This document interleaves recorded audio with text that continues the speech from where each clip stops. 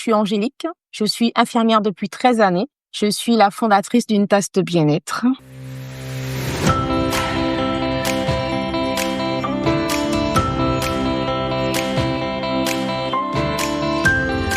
Bienvenue sur le podcast de Redaxil qui réalise le portrait sonore des associations, collectivités ou entreprises du territoire basco-landais, mais pas que, disponible sur toute votre plateforme d'écoute préférée.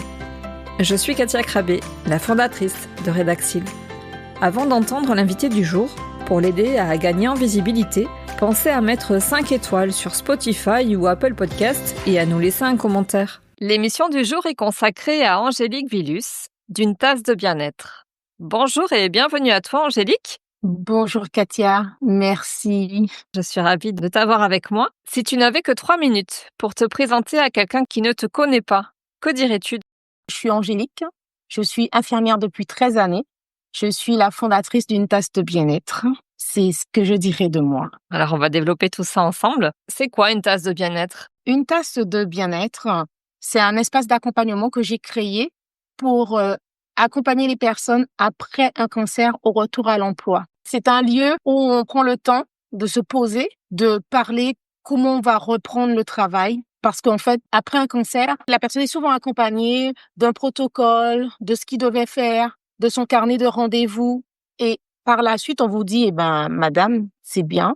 Maintenant, vous êtes guérie, il n'y a plus rien. Vous pouvez reprendre le travail. Et c'est de là qu'est venue l'idée de créer une tasse de bien-être pour le retour à l'emploi, accompagné. Comment as-tu cette prise de conscience qu'il était nécessaire pour les personnes gravement malades d'avoir besoin d'être accompagnées dans cette reprise du travail ? Parce que j'ai entendu beaucoup de personnes, beaucoup de patients dire que maintenant, qu'est-ce que je fais ? Je dois reprendre le travail, mais comment ? Comment je dois gérer mon image? Comment je vais faire? Beaucoup de questionnements. Ma coiffeuse qui a eu un cancer du sein, elle me disait, tu sais, Angélique, maintenant, je ne sais plus ce qu'il faut faire. Je dois reprendre, je suis fatiguée, je ne sais plus. Et maintenant, je me retrouve seule, il n'y a plus personne qui m'entourait, qui m'accompagnait. J'ai entendu sa demande et par rapport aux autres personnes liées à mon activité d'infirmière aussi, j'entendais les mêmes questions qui revenaient souvent. Donc, j'ai dit, ouais, il y a un problème. Ça veut dire qu'au gré de tes expériences, tu as identifié qu'il y avait un besoin récurrent ? Exactement. C'est toujours la même chose qui se disait, en fait, entre eux, quoi. Oui, mais qu'est-ce que je dois faire? Mes cheveux n'ont pas encore repoussé complètement. Est-ce que je dois mettre la perruque? Et puis, reprendre pendant un long arrêt maladie pendant plus d'1 an, parfois pour certaines, voire plus. C'est très compliqué. Comment mes collègues vont me voir? Qu'est-ce que je vais dire? C'est là, en fait, tout ce débat et que moi, en tant qu'infirmière, moi, je disais avant, OK, d'accord. Sans plus, quoi. On n'est pas formé pour ça, en fait, pour l'après. Nous sommes formés pour accompagner, donner les traitements, guérir, faire de l'éducation à la santé pour le patient. Mais pour tout ce qui est après, quand il passe la porte de l'hôpital définitivement, on sait plus rien, en fait. On leur dit, rapprochez-vous des associations, voyez si vous connaissez quelqu'un autour de vous. Ou on leur dit aussi pendant la période de soins, de traitement, profitez pour poser des questions à votre voisine de fauteuil, demander s'ils connaissent du monde autour. Et puis, on a tendance à les diriger vers les associations, mais après, on ne sait pas ce qui se passe. Mais c'est ma coiffeuse. Là, j'ai su vraiment qu'il y avait un souci. Tu as senti qu'elle était démunie, qu'elle avait besoin d'être aidée dans ce temps-là charnière de sa vie? Oui, tout à fait, parce qu'elle ne peut plus faire 15, 16 clientes dans la journée parce qu'il y a une fatigue qu'elle ne peut pas contrôler. Il y a une fatigue qui s'installe et donc elle doit savoir comment aménager son temps. Et donc, c'est pas évident du tout. Donc, tu as pris conscience qu'il y avait ce besoin-là, que tu as observé chez plusieurs patientes et plusieurs personnes de ton entourage. Comment est-ce que tu as imaginé pouvoir leur venir en aide ? Comment ça s'est formalisé ? Je me suis dit, là, il y a un problème. J'ai discuté avec un médecin, un oncologue. Et puis, il me disait, oui, c'est vrai, mais tu sais, on n'a pas le temps de faire les choses... Parce qu'il y a tellement de patients qui viennent souvent. Il y a beaucoup de rendez-vous, il faut programmer les choses. Et puis, je me suis dit, mais non, il faut trouver quelque chose. Ça me perturbait parce que moi, en fait, dans ma vie, dans ma vingtaine, il y a eu un gros souci. On a eu un gros problème. C'est revenu à la surface. J'ai dit que moi, j'ai trouvé de l'aide. J'ai trouvé du monde pour nous accompagner, ma mère et moi. Je dois trouver quelque chose, je dois mettre les choses en place. Donc, je suis allée sur Internet, j'ai fait des recherches, j'ai posé des questions autour de moi. Les patientes qui venaient pour leur contrôle, je leur posais des questions. Je quittais le service pour aller voir les entretiens de l'oncologue avec ces patientes-là. Et donc, je leur posais des questions. Et puis, je me suis rapprochée de certaines associations et j'ai vu que ces associations disaient justement qu'ils avaient un souci par rapport à cela, quoi. Tu sais, quand tu es pas destiné, mais quand tu aimes quelque chose, il y a une question qui te perturbe, ça t'empêche de dormir parfois. Tu dois trouver la solution, en fait. Ça vient constamment dans ta tête. Tu cherches, quoi. Parce qu'en fait, tu t'imprègnes de quelque chose que tu te dis, mais ça a l'air pour les autres, c'est quelque chose d'anodin. Tout ce qu'on fait, non, c'est quelque chose de très important. Je pense que c'est de là, en fait, par rapport à ma vie passée, que je me dis non, j'ai trouvé de l'aide et donc je dois aider les autres aussi. Tu fais un pont avec ce que tu as vécu toi-même par le passé. Ouais, Tu as été confronté à la maladie, pas ouais, personnellement, toi, mais quelqu'un proche de ta famille, et tu oui, as toi-même été accompagné dans cette épreuve-là. Donc tu as fait, comment dire, un parallèle entre ce que toi tu as vécu en tant qu'aidant, en tant que famille, pour oui, essayer de effectivement. puiser dans ce que toi tu avais vécu pour nourrir ton projet d'aujourd'hui, c'est bien ça? Oui, c'est bien ça. En fait, c'est lié. Ma sœur, elle a eu tumeur au cerveau. Nous étions en Guadeloupe, ma mère et moi, et elle était en vacances en métropole avec mon oncle. Elle avait 13 ans. On nous a annoncé par téléphone justement qu'elle était malade et qu'elle devait se faire opérer urgemment. Donc tout s'est mis en place. Tu fonctionnes en mode automatique. Et donc quand tu annonces la nouvelle à ton entourage, tout de suite il y a des choses qui se sont mises en place, même des personnes qu'on ne connaissait pas de métropole qui nous ont aidés aussi. Et donc, moi, je dis, j'ai trouvé cette aide-là. Donc, je veux porter aussi de l'aide aux autres sous une autre forme. Moi, j'accompagne pas pendant la maladie. J'accompagne après la maladie. Pendant la maladie, en tant qu'infirmière, on les voit, on administre le protocole, on fait les choses.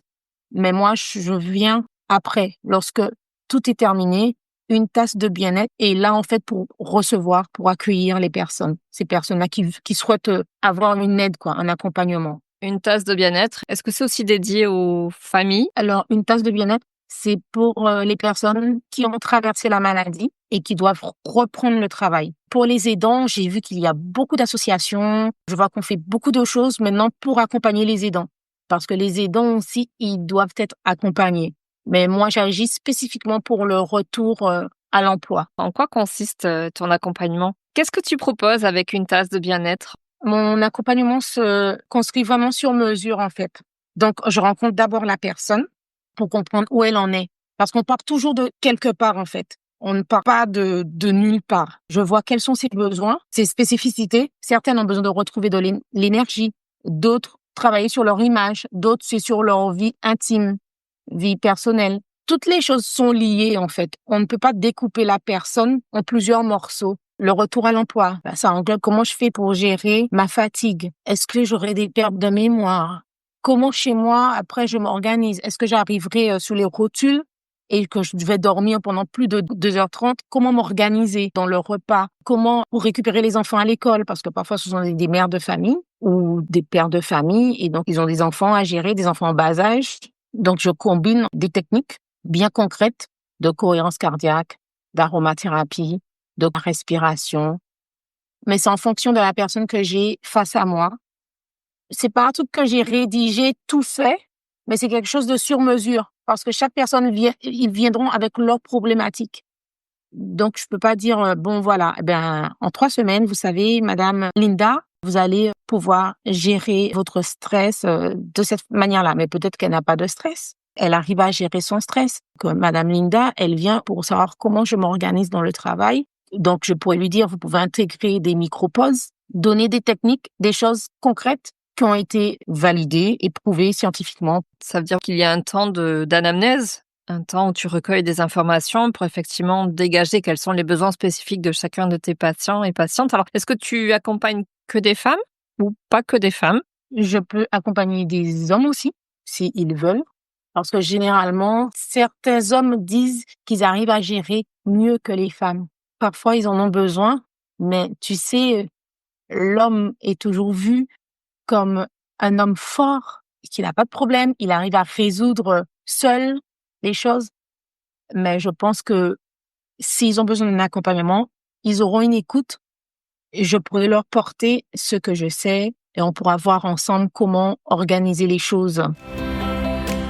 Tu as créé 2 outils, le carnet de bord que tu as appelé Transition sereine et une checklist essentielle pour une reprise sereine au travail après une longue absence. Est-ce qu'on commence par la checklist ou on commence par le carnet de bord? On peut commencer par la checklist. Quel est cet outil? Alors, cet outil, il est gratuit. Donc, je mets à disposition des personnes qui en ont besoin pour savoir par où je commence, qu'est-ce que je fais pour le retour au travail. Parce qu'on va reprendre, mais on reprendra plus comme avant. Parce que, en fait, pendant la maladie, on a évolué. Il y a des choses aussi qu'on ne souhaite plus refaire et qu'on veut reprendre autrement. Et donc, dans cette checklist, je propose de parler de ce dont ils auront besoin pour reprendre le travail. Vous avez des personnes qui ont eu un cancer, qui travaillaient avec des uniformes, policiers, pompiers, et c'est large. Donc, mes tenues d'avant ne vont plus me servir. Je dois essayer mes chaussures. Est-ce que mes chaussures sont toujours confortables? Elles se sont pas abîmées par rapport à l'humidité? Est-ce qu'elles se sont pas décollées? Donc, je dois faire une demande à mon supérieur pour avoir, avant de commencer le travail, des chaussures. Ce sont des choses anodines. Toutes ces choses-là font qu'il faut être bien au travail. C'est un stress aussi. Ah oui, j'ai pas regardé. J'avais laissé mes chaussures dans le casier au travail. Mais pendant plus d'1 an, le casier il est resté fermé. Et donc, les chaussures, peut-être, elles sont plus en état. Pour le repas, la préparation de mon repas, mes tickets restaurants, comment je vais les gérer. Avant, j'ai l'habitude d'aller manger avec les collègues et tout. Mais maintenant, j'ai plus envie de me déplacer, aller à l'extérieur manger. Donc, qu'est-ce que je peux rapporter? Qu'est-ce que je peux faire? Voilà, donc je réponds à des questions simples de la vie, du quotidien, en fait. Qu'on n'y pense pas parce que nous fonctionnons beaucoup en mode automatique. On fait les choses. Parfois, pour nous, c'est tellement évident et que maintenant, on se pose la question, mais comment je fais?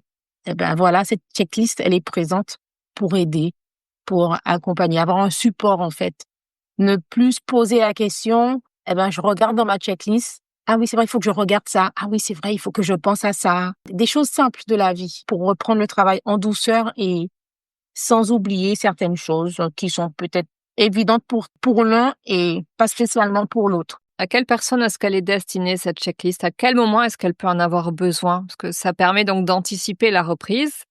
Tu Oui. préconiserais qu'on puisse, par exemple, y avoir accès combien de temps avant de reprendre? Est-ce qu'il faut connaître la date de la reprise pour pouvoir utiliser ton outil? Ou sans savoir la date de reprise, on peut aussi télécharger ton outil pour s'y préparer? Comment est-ce que tu imagines que ça puisse être utilisé? Moi, je dis 2 mois avant parce qu'on le sait qu'on va reprendre le travail. On doit voir la médecine du travail. Même en étant en arrêt maladie, on peut aller prendre rendez-vous avec la médecine du travail.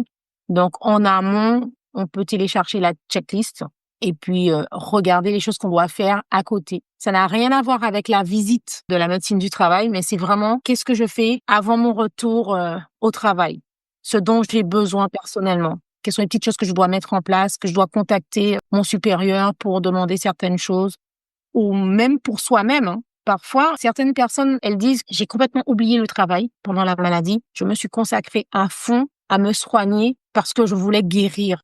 Et donc, j'ai tout oublié du travail. Mais on n'oublie pas réellement, hein. Il y a des choses qui vont revenir au fur et à mesure, mais avoir cette checklist, c'est un stress en moins pour pouvoir travailler parce qu'on entend toujours l'autre dire, ah oui, est-ce que tu as fait un ci? L'autre qui vous dit, ah si, est-ce que tu as pensé à faire ci et tout? Avec la checklist, tu peux annoter, tu peux faire tes trucs. Je trouve que ça permet d'apaiser la personne. Donc la checklist, c'est une fois que l'on connaît la date de la reprise du travail, pour pouvoir anticiper cette reprise. Donc tu dis, voilà, 2 mois au préalable pour pouvoir s'organiser dans les 2 mois qui viennent. Et comment est-ce qu'on peut se la procurer? Il faut aller sur mon compte Instagram, une tasse de bien-être. Dans la bio, il y a un déroulé. On clique pour la checklist et puis on peut la télécharger gratuitement. Est-ce qu'à ce moment-là, toi, tu interviens dans l'accompagnement ou la personne est complètement indépendante dans la gestion de sa checklist? La personne est complètement indépendante dans la gestion de sa checklist. Si toutefois elle a besoin d'un accompagnement en amont, elle pourra me contacter, prendre un rendez-vous de 30 minutes avec moi en visio et puis on peut se parler, se poser. Je pourrai répondre à ses questions. Et en plus donc de cette checklist, tu as créé un outil qui s'appelle Transition sereine. Donc c'est un carnet de bord que tu as réalisé de bout en bout, donc qui est plus complet que la checklist. Quel est son objectif? Le carnet de bord Transition sereine, c'est un carnet que j'aurais aimé avoir pendant mon métier d'infirmière et donner aux patients qui étaient prêts au retour lorsque le médecin dit, voilà, c'est bon, vous pouvez reprendre le travail et tout. Je te donne quelque chose, un outil qui peut t'accompagner pas à pas sur les différentes étapes de ta vie parce que ce carnet, c'est mon bébé. C'est quelque chose que j'ai imaginé. Ça fait déjà plus de 2 ans et demi que je travaille dessus. Et puis, je me suis dit, mais tout le monde ne peut pas avoir un accompagnement parce qu'il y a des gens qui n'ont peut-être pas les moyens. La maladie ne choisit pas les personnes. Tu peux être au RSA, un chef d'entreprise, tu peux avoir fait bac+5, tu as un cancer. Au début, tu arrives à gérer, mais après, tu n'arrives plus à gérer, en fait, ce qui se passe autour. Tu maîtrises, mais après, tu maîtrises plus rien. Et puis après, vient le retour à l'emploi. Tu dois retourner au travail. Ce carnet de bord transition sereine accompagne pas à pas la personne au niveau de l'hormonothérapie, à noter des choses. Parce qu'on va chez le médecin, on a rendez-vous chez le médecin. On se dit, ah oui, je vais lui dire ça. Il y a eu ceci que j'ai constaté la semaine dernière. Je lui dirai. Mais en fait, tu as rendez-vous 2 semaines après. Tu oublies les choses. Et donc, dans le carnet de bord, il y a des parties, des thématiques bien spécifiques. Tu peux aller dedans, écrire ce qui s'est passé au moment. Tu mets la date et tu pars avec chez le médecin. Si j'ai des questions à poser, j'ouvre la partie concernée et puis je te dis, voilà, docteur, il s'est passé ça, telle date, j'ai eu ça, c'est revenu plusieurs fois et voilà où j'en suis. Tu veux aller voir un suivi chez la diététicienne, tu as ce qu'il te faut. Il y a des éléments pour t'aider en fait à voir plus clair sur certaines choses. Noter les effets secondaires de l'hormonothérapie. On te dit que pour que la maladie ne revienne pas, il faut faire du sport. Mais comment faire le sport? Comment je dois m'organiser avec mon travail, avec mon alimentation? Comment je fais pour aller faire les courses? Je veux partir en vacances. Parfois, certaines personnes ne partent plus en vacances parce qu'ils se disent que oui, j'ai eu un cancer et donc moi, je vais nulle part. Je reste dans ma ville. J'ai peur parce que si quelque chose se passe, je vais trop loin, comment je vais gérer tout ça? Dans le carnet de bord, il y a une partie qui traite aussi des vacances. On peut aussi pour l'alimentation, comment faire ses courses, comment gérer la fatigue, comment je fais pour préparer le repas. J'ai vraiment essayé de cibler ce que j'ai entendu pendant mon travail de ma coiffeuse. Et donc, je notais et puis j'ai réalisé, j'ai créé, j'ai fait des choses parce qu'en fait, je ne veux pas que la personne, elle repart. C'est vrai que tu as eu cette maladie. Tu vas reprendre le travail. C'est vrai que j'avais mis en pause le crédit de la maison, de la voiture. Il y a quelqu'un d'autre qui avait pris. Parfois, il y a des familles qui cotisent entre elles et elles payent parfois les crédits. Ou sinon, quand tu as une assurance, il y a tout ça et tout, quoi. Mais après, tu dois reprendre. Et donc, je veux pas qu'on s'oublie. Il faut vraiment prendre soin de soi. Ça ne remplace pas un thérapeute, hein. Ça sert de support. C'est pour aider, pour accompagner. Ceux peut-être qui n'ont pas les moyens tout de suite de payer pour avoir un suivi chez un thérapeute, ils pourront prendre ce carnet de bord pour leur vie quotidienne. J'ai rendez-vous chez le cardiologue, j'ai rendez-vous chez le dentiste. Pourquoi je dois voir un neuropsychologue? Ben, je réponds à cette question. Pourquoi je dois voir une ergothérapeute spécialisée dans le cancer? Parce que l'ergothérapeute peut vous aider à aménager votre poste de travail, peut vous aider, vous donner des outils, des choses. Elle peut créer aussi certaines choses pour vous, adaptées à votre situation. Pourquoi je devrais suivre chez le dentiste? Après un gros traitement de chimiothérapie, il faut quand même voir le dentiste même une fois par année pour vérifier l'état des dents. Parce que la chimiothérapie, ça agit dessus aussi. J'ai un problème de mémoire. Je me rends compte que j'oublie des choses. Il y a toujours un professionnel qu'on peut voir en fonction de la situation. Au lieu de chercher sur Google ou ChatGPT, c'est ça. Tu peux regarder Transition sereine qui va t'accompagner dans un retour doux. Parce que parfois, on se pose beaucoup de questions et il y a des gens, en fait, au lieu de revenir vers un professionnel, vers une association, c'est bien, hein, elles vont entre elles ont créé des groupes, elles se posent des questions, elles s'aident mutuellement, mais parfois l'autre ne connaît pas plus que l'autre, donc elle va chercher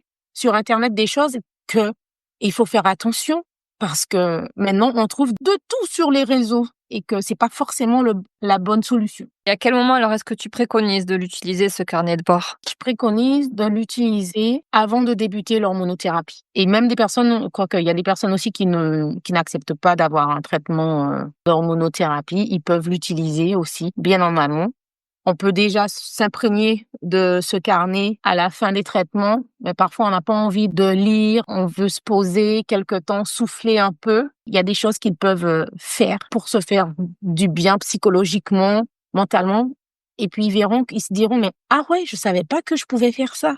Ah, c'est pour être émerveillé d'avoir quelqu'un à qui parler. Ils vont se parler à eux-mêmes en fait, parce qu'il y a des endroits où tu peux écrire tes pensées. Donc, ils pourront faire ce carnet, leur ami, le mettre dans le sac et de partir avec, quoi. Sous quel format est-ce que tu le proposes? Je le propose en format numérique pour le moment. En format papier, ce sera après, en fait. Et ce sera des précommandes parce qu'en fait, l'imprimeur demande en amont 150 précommandes pour déclencher l'impression. Il ne souhaite pas pour une ou deux commandes parce que ça a un coût. Et donc, si j'ai 150 précommandes pour le format papier, à ce moment-là, on peut déclencher l'impression.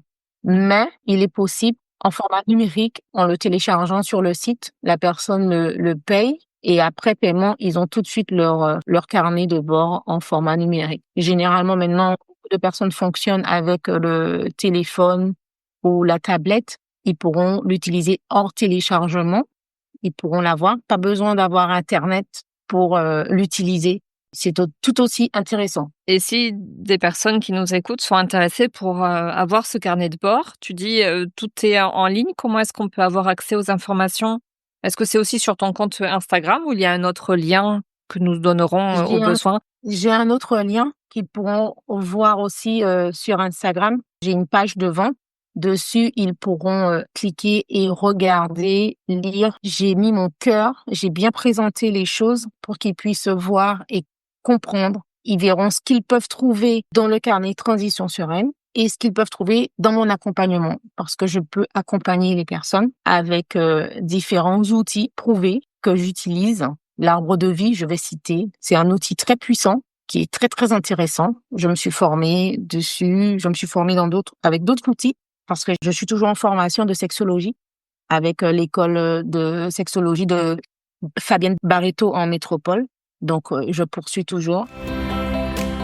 On précise, on l'a peut-être pas fait, que tu es installée en Guadeloupe.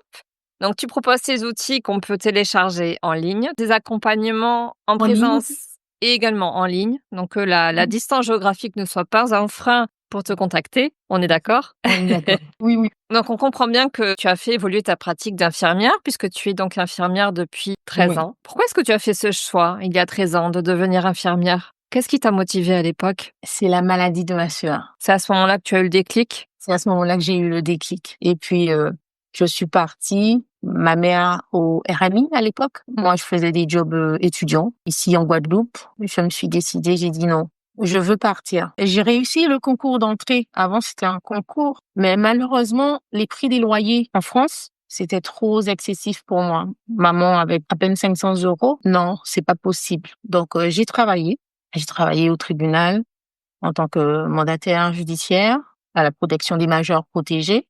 J'ai fait mes petits jobs étudiants pendant les vacances. J'ai économisé ma bourse et puis j'ai décidé de partir. J'ai trouvé en fait sur Internet, sur infirmier.com à cette époque. Ils existent encore. Et donc dessus, il y avait des échanges. Il y a des personnes qui parlaient de la Belgique. Et j'ai dit tiens et tout. Ils disaient oui, il n'y a pas de concours. Les loyers sont abordables. Attention, il n'y a pas de concours, mais on ne passe pas en deuxième année avec 10 de moyenne, hein. Non, non, non, non. Il faut avoir minimum 12 de moyenne dans chaque matière, hein. C'est différent de la France. Et puis après, j'ai cherché, et puis j'ai vu les écoles. J'ai fait une recherche, mais vraiment, je dormais pas la nuit, hein. Je cherchais. Et donc, j'ai trouvé une école, une chambre étudiante, on dit cote en Belgique, à 200 et quelques euros. Et normalement, j'avais droit à une aide. Et puis, j'ai vécu avec cette aide-là et avec mes économies, ce que j'ai eu pour pouvoir travailler.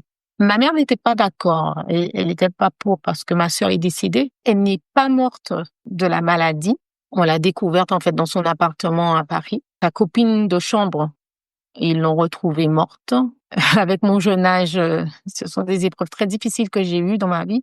Par la suite, j'ai décidé de partir. J'ai dit non, maman, je pars. Ma mère, elle pleurait. Moi, je l'ai pas regardé. Moi, je suis partie. Je fais des études là-bas, quoi. Et j'ai trouvé que c'était très formateur. Ça m'a montré, en fait, que à l'époque, je faisais des choses, mais sans réfléchir. Partir dans un pays où tu connais personne, que tu ne connais pas du tout, t'installer quelque part, verser des sous à une dame que tu as eue uniquement au téléphone. Avant, il n'y avait pas de visio, hein. Et je lui ai versé l'argent. Et puis, elle m'expliquait comment faire pour venir là-bas. Et donc, je suis venue. Elle m'a reçue, elle m'a accueillie. Et puis, je me suis rendu compte que j'étais pas la seule antillaise là-bas. Il y avait tout un groupe, en fait. Guadeloupe, Martinique, La Réunion, dans cette petite ville. J'ai trouvé ça magnifique. Et je pense que c'est de là que vient ma détermination. J'avais qu'un objectif, réussir. Elle a réussi. Et ça a été fait, quoi. Et je suis contente. Et une fois que tu as obtenu ton diplôme donc d'infirmière en Belgique, tu es revenue en Guadeloupe ou tu es restée là-bas? Je suis restée là-bas. J'ai travaillé d'abord en Belgique. J'ai rencontré le père de ma fille. J'ai eu ma fille. Je suis restée en Belgique. Et puis ma mère est venue pendant les grandes vacances scolaires. Elle a aimé cette ville. Elle s'est bien acclimatée, je dirais. Et je pense qu'elle est encore plus heureuse que moi. C'est une des choses que je vais pas oublier. Après, je suis rentrée en métropole, en France. Ensuite, j'ai fait beaucoup d'intérim parce qu'en fait, nous, on voit le patient dans sa globalité. En France aussi, on voit le patient dans sa globalité. Mais en fait, on travaillait différemment. Donc, il faut vraiment s'acclimater et travailler pas à la méthode belge, mais à la méthode française. Et puis, ça s'est bien passé. Tu as fait évoluer ta pratique d'infirmière ces dernières années. Tu parlais que tu avais été formée notamment à l'arbre de vie. Je sais que tu as parlé aussi de l'aromathérapie et tu as bien d'autres formations aussi à ton actif et des formations auxquelles tu continues de participer. Tu as parlé aussi de la sexologie. Tu continues à faire évoluer tes compétences. Oui, on dit que la science, c'est pas quelque chose de figé, ça évolue. Et donc, pour mieux accompagner les personnes, il faut se former en fait constamment. On doit se former. C'est mon gage en fait, c'est mon leitmotiv. Je dois me former pour accompagner correctement les personnes. Ne pas venir avec des choses, ça fait déjà plus de 50 ans et que j'ai pas évolué, j'ai pas vu comment évolue le monde. Maintenant, il y a la médecine intégrative, il y a la médecine holistique.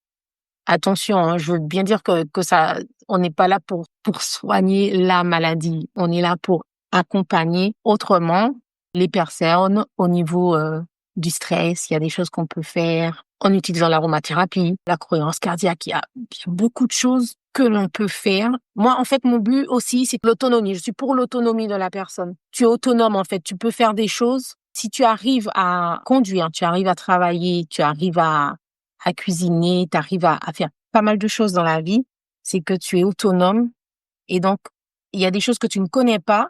Je suis là en support. Je viens te présenter certaines techniques. D'autres, peut-être, ne vont pas t'intéresser, mais certaines techniques vont te plaire et que tu pourras utiliser en cas de stress. Oh là, je me sens pas trop bien, je suis stressée. Eh ben oui, je vais utiliser la cohérence cardiaque, je vais m'asseoir. C'est vrai, Angélique, elle avait parlé de micro-pauses.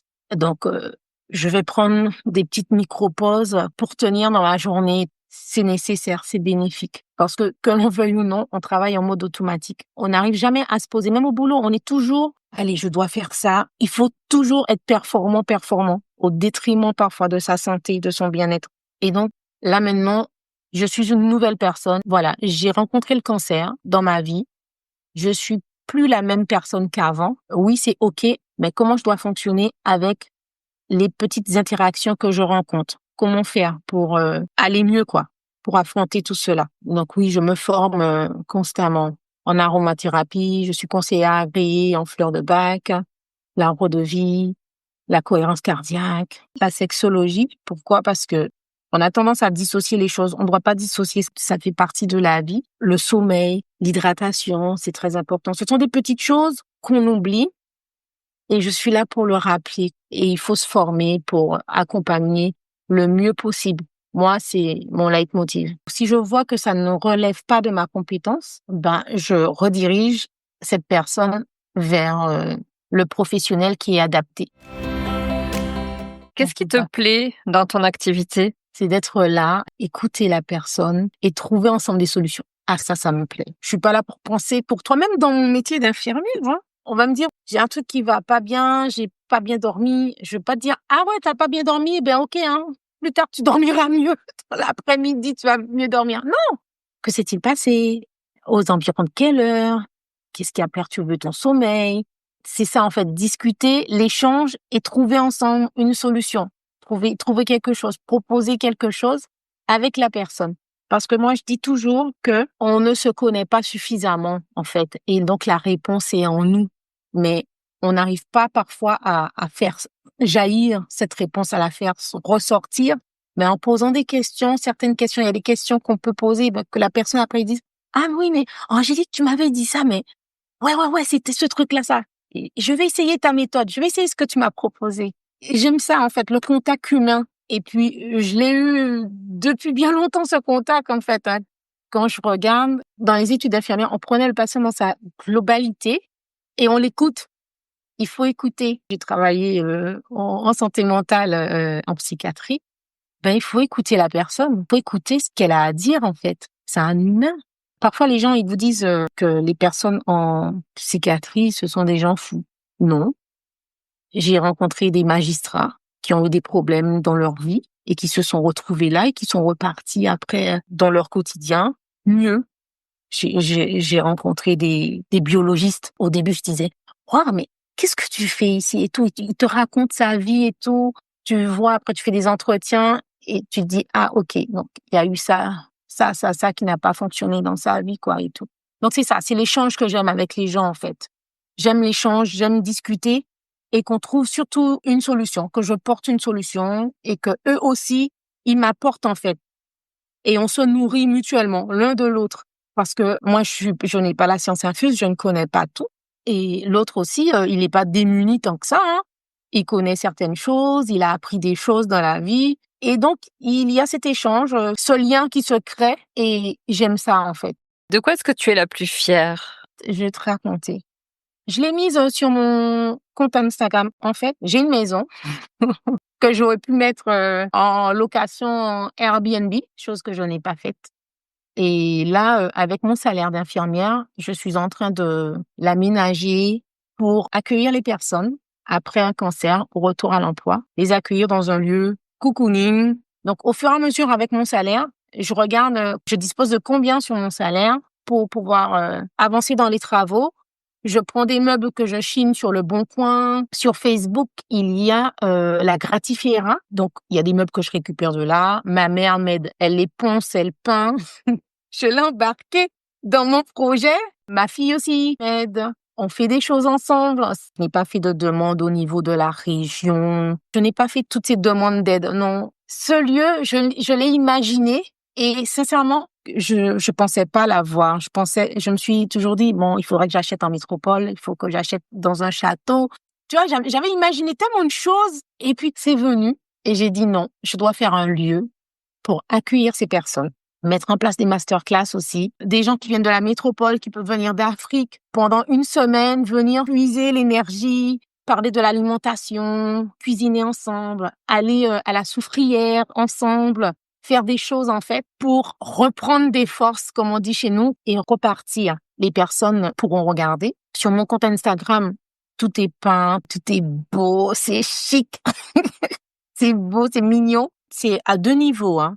J'ai fini la partie supérieure et là maintenant je suis au rez-de-chaussée. J'ai 2 chambres, j'ai 2 salles de bain. J'imagine déjà dans ma tête, hein, j'aurai une belle terrasse avec un bassin parce que j'aime bien les bassins. Il y aura une mini kitchenette au rez-de-chaussée et puis à l'étage, j'ai un grand salon. Il y a une salle de bain aussi, il y a une terrasse et c'est encore en construction au rez-de-chaussée, mais ça avance bien. Je suis contente et je suis fière de moi, franchement. Et je vais travailler aussi, ça j'aimerais bien avec d'autres professionnels pour que ça puisse jaillir quelque chose de beau, de bien. Et je repars autrement. Donc c'est un projet qui est un petit peu différent de ce que tu proposes dans le cadre d'une tasse de bien-être ou c'est dans la continuité? Dans la continuité, en fait, une tasse de bien-être. Tu te dis, mais après l'accompagnement, le carnet de bord, transition sereine, l'accompagnement, proposer 3 séances d'accompagnement, qu'est-ce qu'on peut faire encore? Ben oui. Après, on peut faire ça aussi ensemble. On peut se poser, on peut demander à une prof de yoga d'intervenir, à quelqu'un pour le pilate, apprendre le qigong, pour que la personne soit autonome. Je deviens autonome, je peux faire certaines choses. On m'a montré, je peux mettre en pratique et ce sera bon pour mon corps, pour mon mental. Cuisiner, avec les plantes, les aromates, avoir une routine qui soit pas fixe, figée, être rigide. Non, le mental et le corps, ils ont besoin de souplesse, mais aussi faire des choses, pas rester assise à tout le temps dire, mais est-ce que la maladie va revenir? Ouais, elle va revenir, elle va revenir, elle va revenir. Non, non, on n'y pense pas. On fait les choses pour être bien dans son corps, dans sa tête, dans son esprit, dans son âme et avancer. Parce que parfois, on se crée soi-même des peurs qui n'arriveront peut-être pas hein, et qui n'arriveront jamais.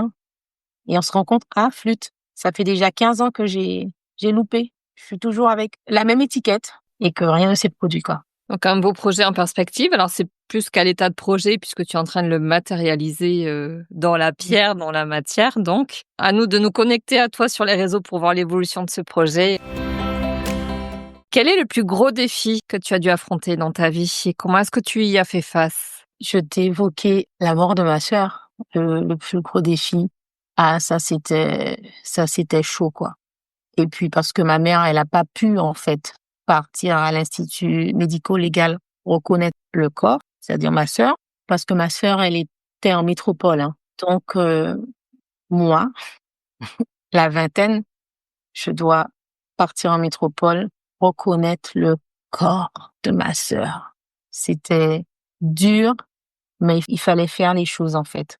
J'en parle, mais je me dis, moi, Angélique, tu vas reconnaître ta sœur et tu vas la ramener en Guadeloupe pour que maman puisse la voir. C'était dur.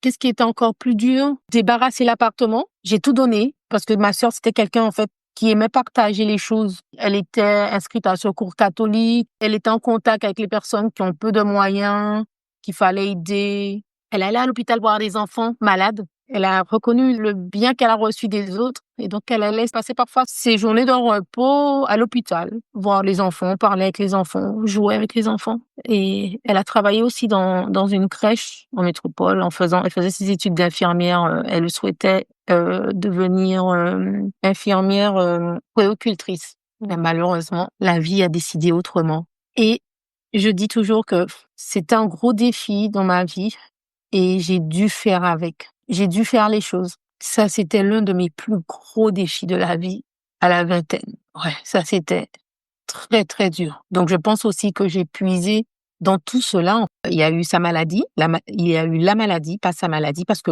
pour moi, la maladie ne nous appartient pas. C'est quelque chose qui vient de l'extérieur. Donc, je dirais jamais son cancer. Je dirais la maladie qu'elle a eue. Il y a eu ce défi.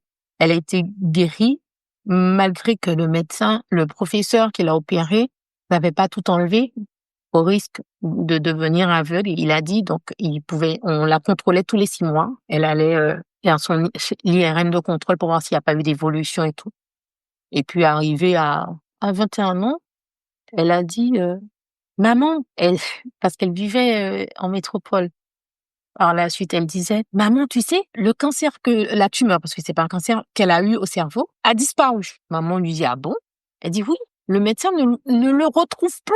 Puis on a dit, waouh, mais il a laissé un morceau dans ta tête. Et puis je dis à maman, ne cherche pas à savoir, c'est guéri, on n'en parle plus, c'est fini. Et puis après, boum, la mort. Elle a eu un passage très très court dans sa vie, mais en fait, je dirais que la maladie, tumeur au cerveau à l'âge de 13 ans, opérée, elle a repris les cours, elle était bien, elle prenait son traitement correctement.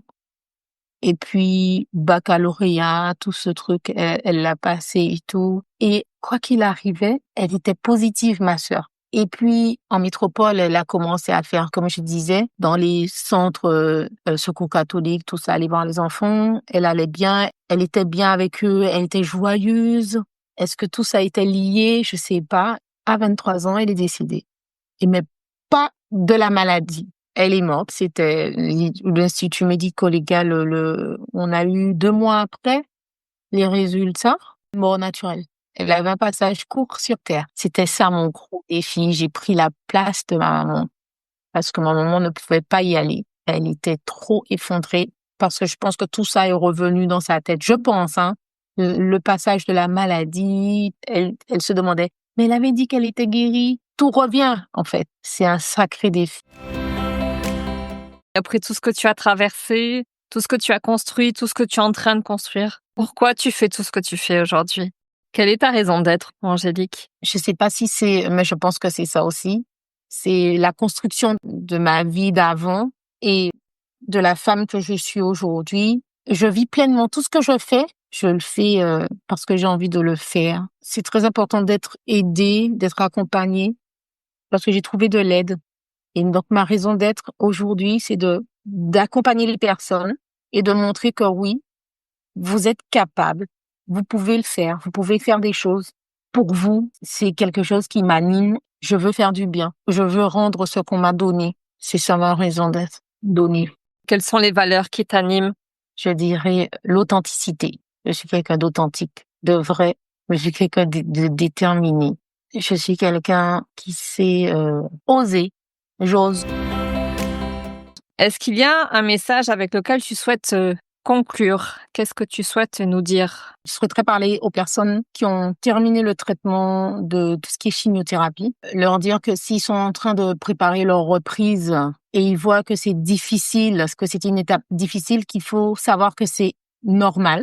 C'est normal d'avoir peur. C'est normal d'être fatigué. C'est normal de douter. Et donc, s'ils souhaitent être accompagnés par une professionnelle, ils peuvent me contacter et on peut voir ensemble où ils en sont, ce dont ils ont besoin pour poursuivre leur vie, pas reprendre où ils se sont arrêtés, parce que ce sera pas la même chose, ce sera pas les mêmes envies, les mêmes idées, mais reprendre différemment avec qui ils sont maintenant, avec les outils qu'ils ont maintenant. C'est ce que j'aimerais passer comme message et de dire que oui, il y a eu le cancer, il y a eu le traitement de la chimiothérapie, mais beaucoup de personnes ne sont pas arrivées à cette étape-là. Et donc, de se dire, je suis en vie, je suis là, je suis bien présente, je veux continuer, mais autrement. Et qui ne sont pas seuls. S'ils veulent, ils peuvent télécharger le freebie et ils peuvent acheter le carnet Transition Sereine parce que parfois,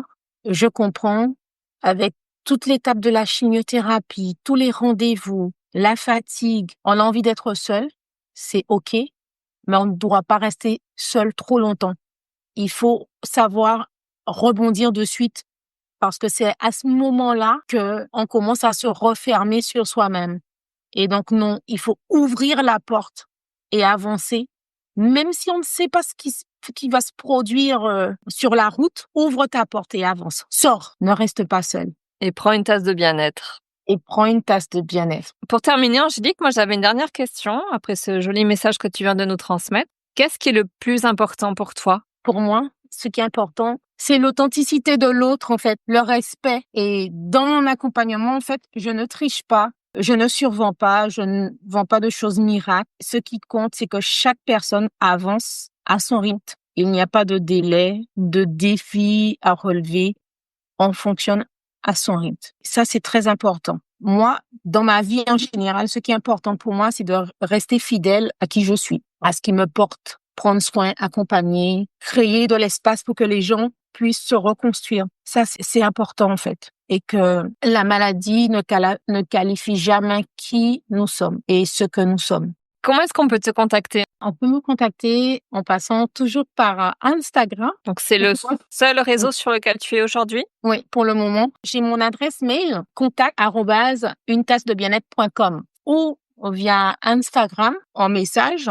On peut te contacter donc soit par mail, on t'écrit directement, soit si on a un compte Instagram, on se connecte à ton compte Une Tasse de Bien-être. Et donc, dans la partie bio, il y a donc les liens pour accéder aux outils dont on a parlé tout à l'heure, donc la checklist et on peut aussi t'envoyer un message sur Instagram si on est connecté avec toi.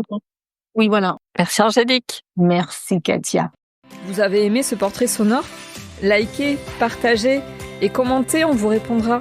Si vous voulez vous aussi vous raconter à mon micro et faire découvrir votre association, collectivité ou entreprise, contactez-moi.